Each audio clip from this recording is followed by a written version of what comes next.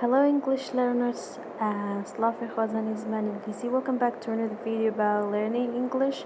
And as you know, this is a series of lessons that I'm going to do from now on. بخير بنو بو وانيكي كدرباري زمان إنجليزي وكده زانن أمش زنجيرة وانيكن يك لدوايك لما بجوا بوستكين. As you know that last lesson we talk about grading وكبرتن بيت يكم وانا باسي grading من كتشون تسلاو كرتن. If you missed that lesson you can go to my channel and watch it. أجر أوانيت لا دسترو نو فيديو أتواني تلا channel كم ده فيديو زيتو سيريكي and you can find it in the basic English one of my playlist أتوانيت البلاylist كان ما فيديو زيتو بناوي basic English. And for today we have another lesson بومبوانيكي كمانه which is about وش درباري family members درباري ئەندامەكانی خێزان واتە ئەمڕۆ باسی خێزانێکین بەگشتیوی. Basically in general we talk about family for today and the name of the family members هەروەها دەربارەی ناوی ئەندامەکانی خێزان and we will use it in a sentence هەروەها لە ڕستەدا بەکاری هێنین. So if you want to learn this, watch my video and do not forget to subscribe my channel.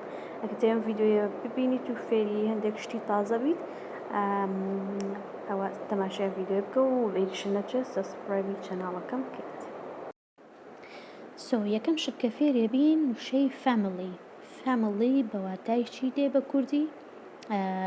خێزان. Family is the person or your parents that you will live with, so and include sister, brother and mother and father, so this is called family. Okay, so this is called family. Okay, so now we will give you one example of family. I love my family. Okay, one example of family. Example of a family. وش family? تويدي كخزانكم خوش دبي. خزانكم خوش دبي. I love my family. So now we will learn another word which is related to family, which is family member and family members.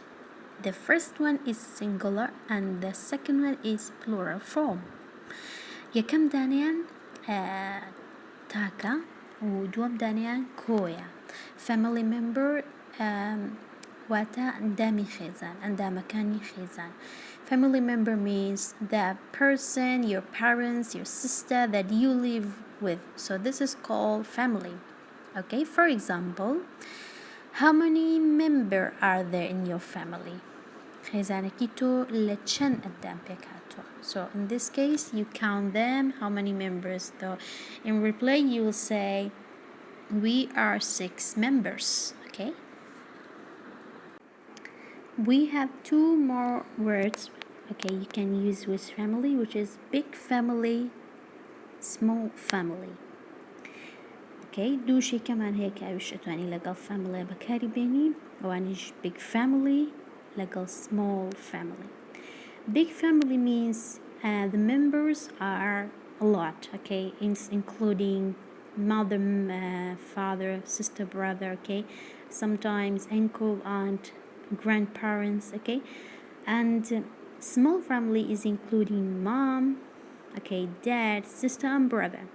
Big family واتا خزانكي جورا كوا عندما كان يزورن دايكو باوكو خشكو براو عندك جار بور لقلانا أجيد مام لقلانا أجيد دا بيرو بابيرة لقلانا أجيد بلام small family واتا خزاني بچوك أمان كمترا عندما كان كمتر من لخشكو براو دايكو باوك بكتت.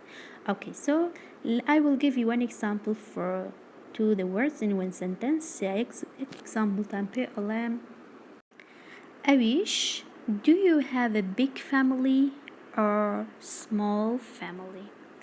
خزانكي بچوك تيا ياخد خزانكي جورة تيا. So the response تواني بلي I have a big family or I have a small family. وشيكي كمان هي we have another word which is relative relatives. Okay, relative singular, relatives plural. Relative واتا خزم. Okay, خزم. And relatives بواتاي خزمكان واتا بكو. Okay, so أمان واتاي خزم. For example, she is my relative. واتا she أو شيا خزمي منها. Okay, so relative. For this level you just need to know this word and its meaning.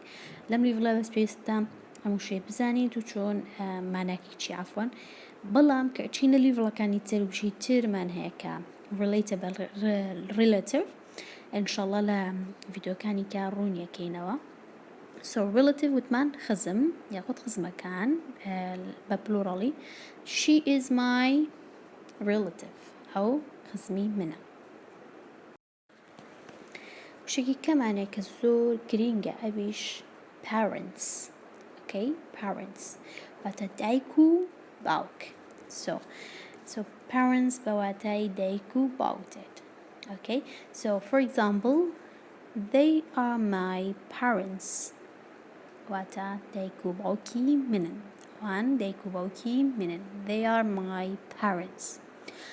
وشيكي ترمان هيا father. Okay, father. Okay, for example, father watachi wata balk. Okay, to any blake, for example, my father is a doctor. Balkem doctora. Balkem doctora. Okay, أجينا نسوي شكيكا أويش mother. Dike. Mother wata dike. Okay, so for example, my mother is 30 years old.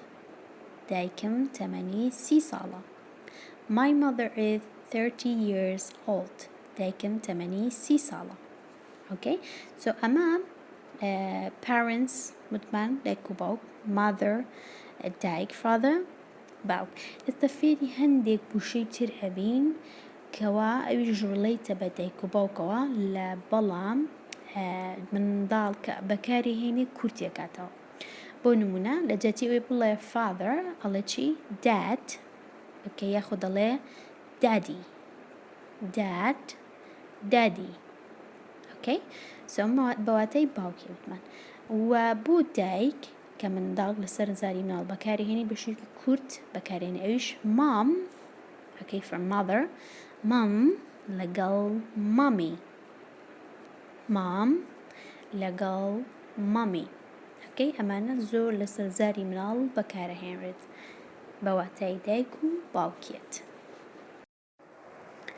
اموشي من هي spouse بواتي شنو مردد spouse بواتي جديد بواتي شنو مرد بواتي your partner that you have you get married with. Okay, for example, you say how much time do you spend with your spouse واتا چندێک کات لەگەڵ خێزانەکەت خۆت هاوسەرەکەت بەسەر دەبیت.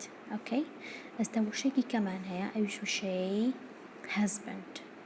husband واتە مرد. Okay, so if you are a girl you would say my husband. ئەگەر تۆ کچ بیت کاڵی هاوسەرەکەم ئەڵێ my husband. Okay, for example, he was a good husband and father. ئەو چی بوو هم مردێکی باش بوو هم باوکێکی باش بوو. Okay, so ئەمە husband.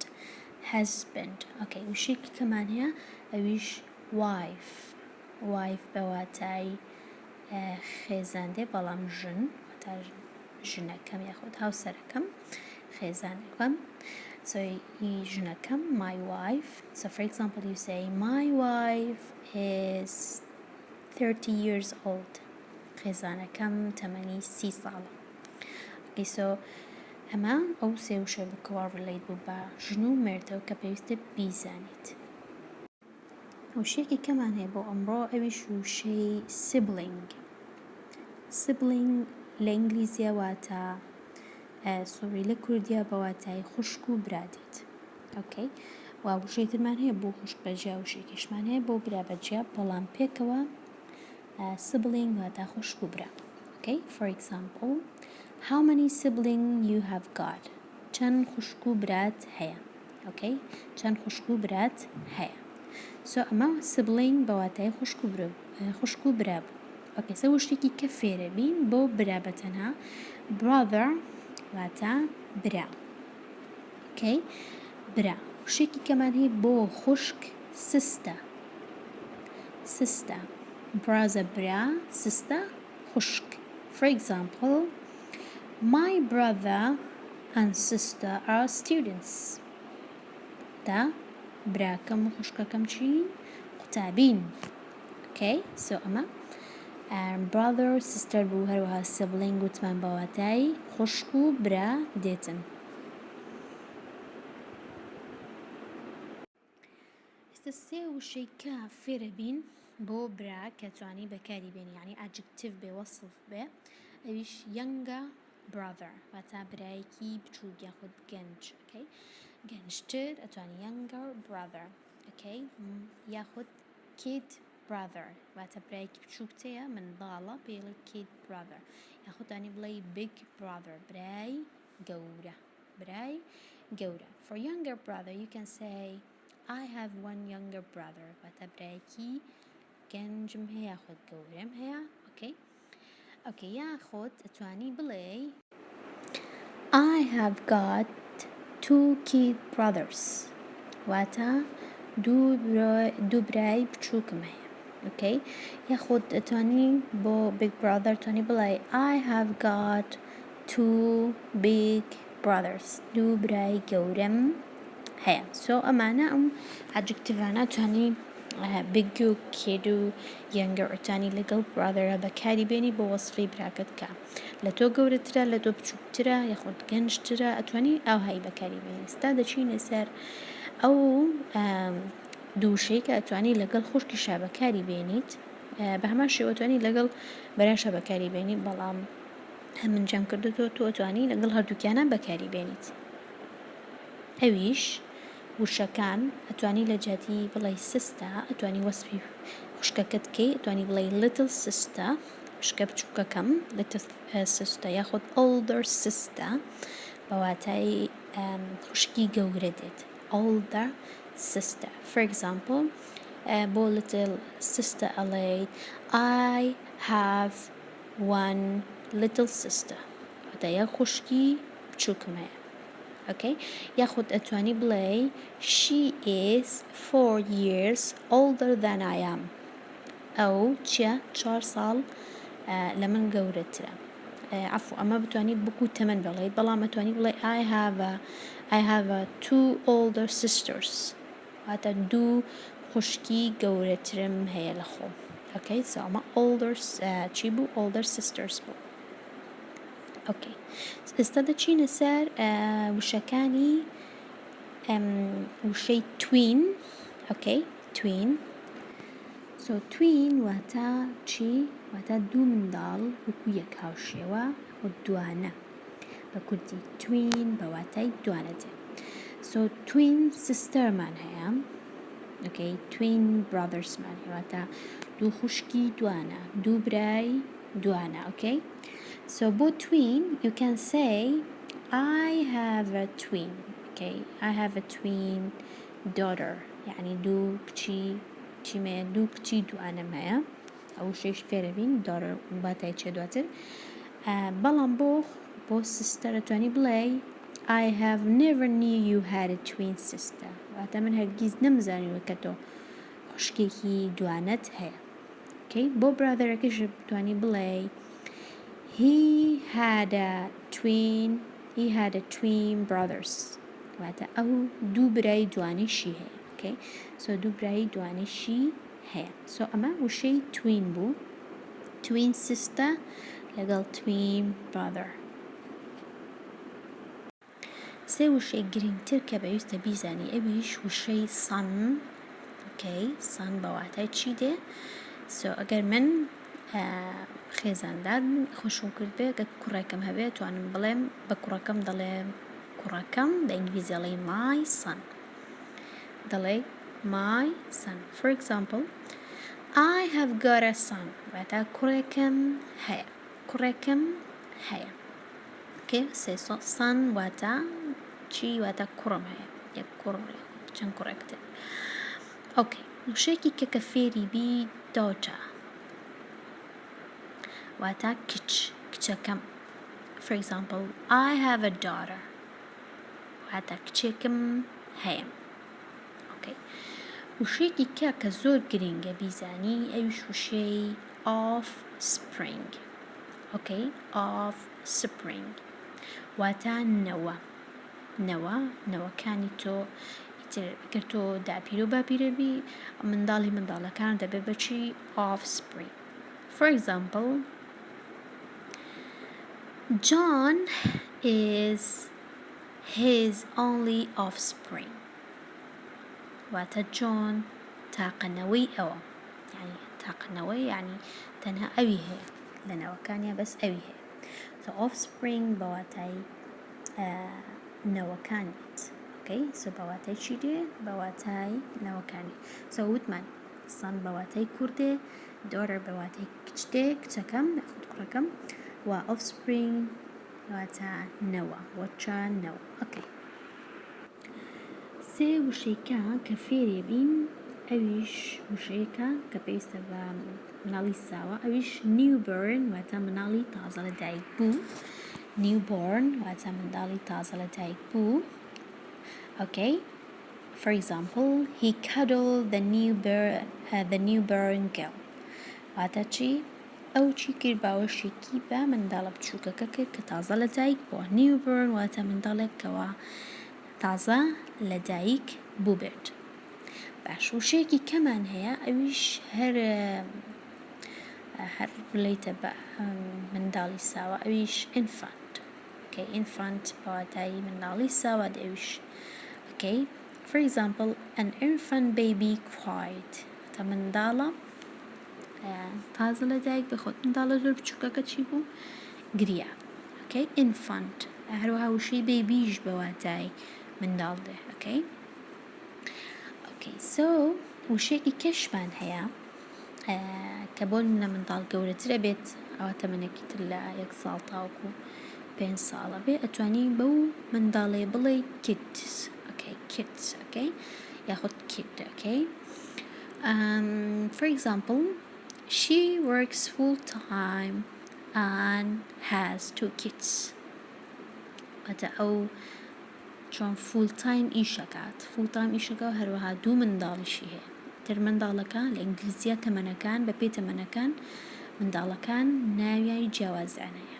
Okay, چۆن دەڵێ منداڵی ساوە، منداڵ، گەنج، پیر. هەروەها لە ئینگلیزیشە وشەکان زۆرترن، تەمەنەکان دیاری کراوە، نەمبەرەکانیان لەو تەمەنەی چی پێدەگوترێت لەو تەمەنەی چی پێوترێت. Okay, so newborn مناڵی زۆر ساوە، infant هەر بە هەروەمان شێوە، هەروە kids بەواتای چی دێت؟ منداڵێک کە تەمەنی تقریباً لە 1 تاوەکو 5 ساڵ بێت. Okay, so ئەمە مانای ئەوانە بوو. ئێستا پێنج وشەی تازەتر فێرە بین کە ئەویش ڕێڵیتە بە family members. ئەویش وشەی grandparents. واتە چی؟ grandparents واتە داپیرە و باپیرە. Okay, grandparents وتمان داپیرە و باپیرە. هەروەها وشێکی کەمانەیە grandmother. Okay, grandmother واتە چی؟ grandmother واتە داپیرە. grandfather. Okay, واتە باپیرە. Okay, so grandfather, grandmother, grandparents. Okay, the example دانین بۆ هەردووکیان، بۆ هەرسێکیان بڵێن. Okay, ئەتوانی بۆ grandparents بڵێ my grandparents were very sweet to me. واتە چی؟ grandparents چی بوو؟ sweet کە کەسێک sweet بێت بۆ تۆ واتە زۆر میهرەبانە بۆ تۆ. Okay, ئەتوانی بۆ grandfather یان mother ئەم ڕستەیە بەکاربێنی. Her grandfather or her grandmother died 10 years ago. داپیرەی یاخود باپیرەی 10 ساڵ پێش ڕستە چی بوو؟ کۆچی دوایی کرد. So her grandparents واتە ئەتوانی هەردووکیشی بەکاربێنیت یعنی هەرەک هەر grandmother یان grandparents.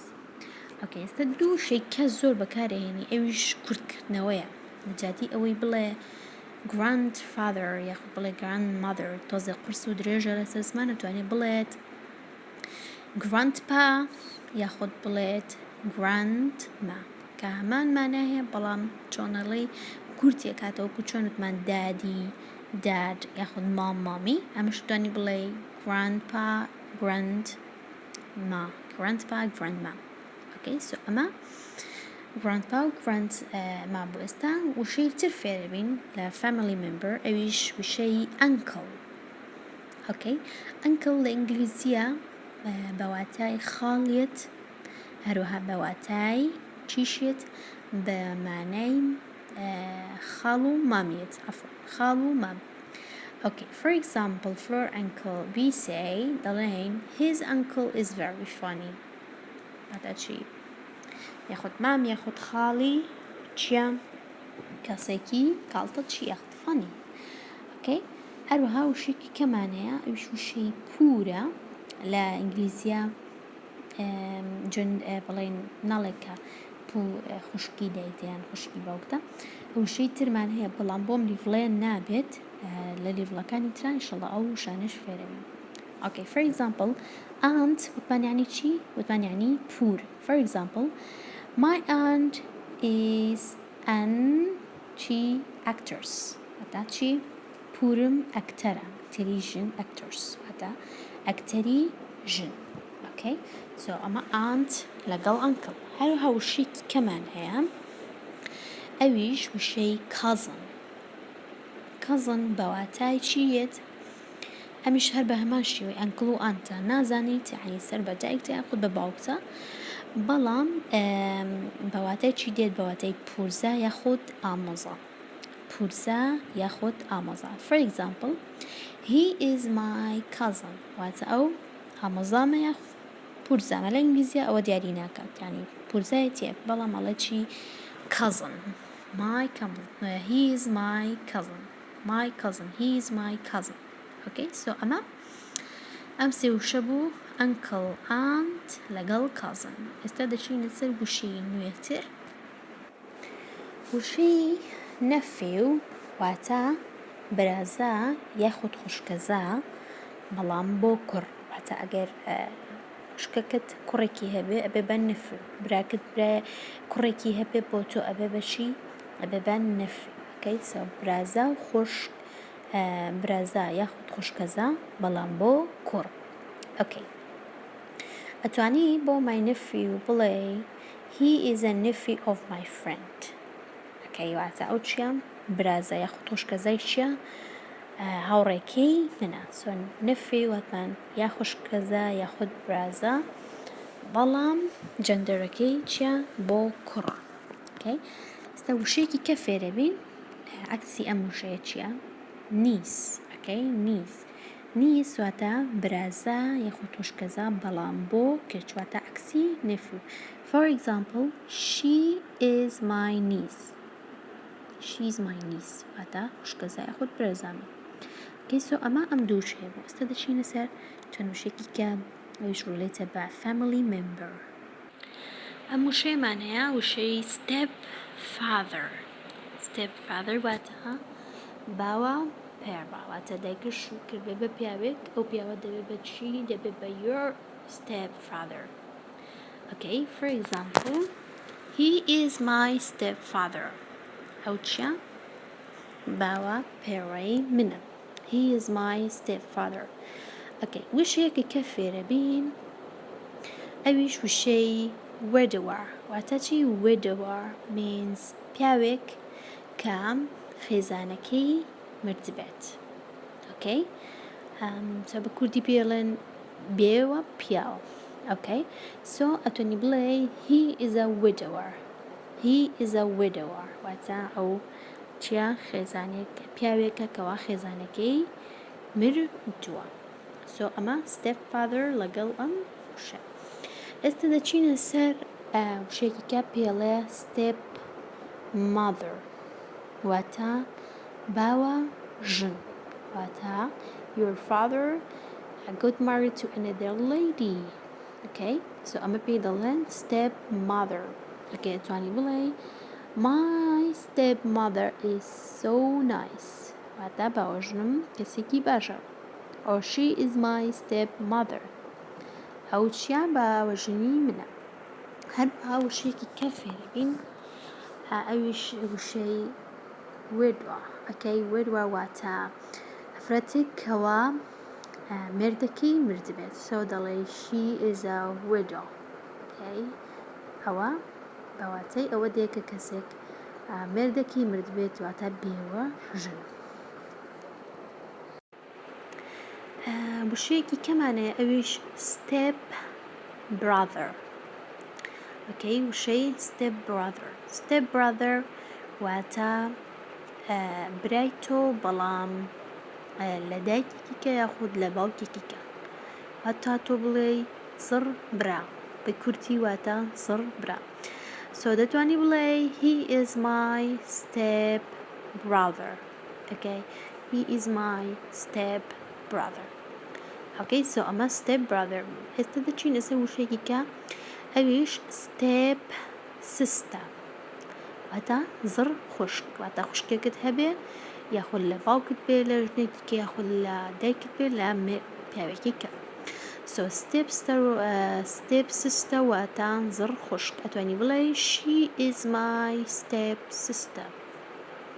ئەو چیە زڕ خوشکی منە. ئێستا دوو وشەی کە فێرە بین ئەویش وشەی step son. step son واتە ئەگەر تۆ بۆ نمونە شوکتبێک بە پیاوێک باشە و پیاوە کوڕێکی هەیە لە ژنێکی کە یاخۆ تۆ ئەگەر بۆن پیاوی ژنەکەت هێنابێ و ژنەکەت کوڕێکی بێ لە پیاوێکی کە و کاتە پێڵێن زڕ کوڕم کاتە کوڕێک هی خۆت نیە یاخۆتی ژنەکەتە یاخۆت هی مێردەکەتە کاتە پێڵێن step son. Okay, تۆ دەتوانی بڵێ he is my step son. Okay, زڕ کوڕمە. Okay, ستا وشەیەکی کە فێرە بین ئەویش وشەی step daughter واتە زڕ کچ یاخود کچێک کە هی خۆت نەبێ یاخودی مێردەکەتە یاخودی ژنەکەتەکە هەیە پێڵێن step daughter. Okay, so step daughter واتە زڕ کچ یاخود زڕ کچ شتێکی وایە لە ئینگلیزیە.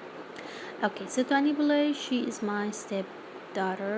Okay, so ئەمە step son, step daughter هەروەها step sister مان بوو step brother مان بوو step mother مان بوو step father مان بوو. ئێستا کاتی ئەوەیە کەوا دوو وشەی کۆتاییتان فێرکەم. ئەم دوو وشە کۆتانە زۆر ئەگرێتەوە بەڵام من دوو سەرەکیەکەتان پێڵم ئەویش father in law واتە خەزور. Okay, خەزور واتە چی خەزور خۆ بە کوردی زانن خەزور واتە چی. Okay, so father in law لەگەڵ وشێکی کێکە هەمانە ئەویش چیە mother in law خەسوو. ئیتر خەسوو دایکی ژنەکەت بێ یاخود دایکی مێردەکەت بێ هەروەها father in lawیش بە هەمان شێوە. so example بۆ father in law ئەتوانی بڵێ زۆر باسەنی he is my father in law خەزورمە. Okay, خەزورمە. هەروەها بۆ mother in law ئەکەیش ئەتوانی بڵێ she is my mother in law. وەکو دەیبینن بۆچی ڕستەکان زۆر پێیجار فۆکەسە لەوەی کەوە she is my or he is my. ئێمە دەمانەوێت جندەرەکەی دیاری بکەین واتە ناتوانین تۆ بڵێ she is my father in law کەواتە بێ pronoun ڕاست بەکاربێنین. so بۆیە ڕستەکان دووبارە بکەینەوە بۆ ئەوەی لە بینینەکەی و فێربیت و لە مشکتا بچەسبێت. so ئەمە چی بوو ئەمە وانەکەی ئەمڕۆمان بوو listen to بوو لە basic English واتە لیڤڵی سەرەتا. ئەگەر لستنەکەی کەت لە دەست چۆ توانیت سەریکی لە پلەی لستەکە بگەڕێ بە ناوی basic English ئەتوانی بیدۆزیتەوە و بیرتان نەچێ ئەم وشانەیە توانن بەکاربێنن و لە ڕستەی جیاوازتر و باشتر. هەتا ڤیدیۆکی کە بەخواتان دەسپێرم خواتان لەگەڵ.